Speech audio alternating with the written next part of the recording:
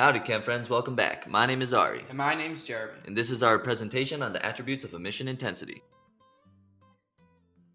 In terms of emission spectroscopy, emission intensity is the amount of photons of a certain wavelength emitted by a substance over a discrete period of time.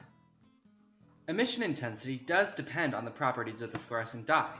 This can be observed in the first experiment where the peaks of the green and red fluorescent dyes were shown to have different intensities.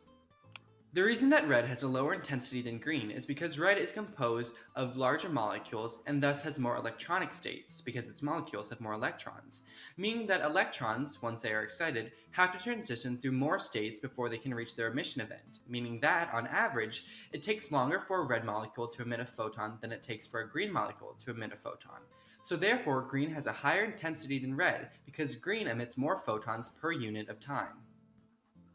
Emission intensity also depends on the properties of energy input, because depending on the type of energy input, molecules can be excited vibrationally, rotationally, or electronically, like how infrared radiation can excite molecules into vibrational states.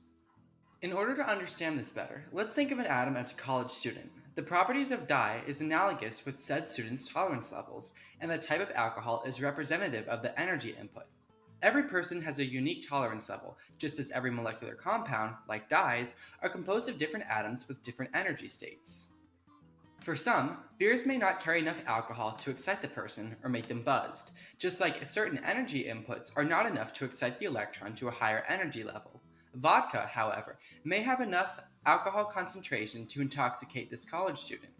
The emission of alcohol, also known as throw-up, is directly proportional to both the student's tolerance level and alcohol consumption, just as emission intensity is directly influenced by molecular composition, atomic composition, and form of energy input.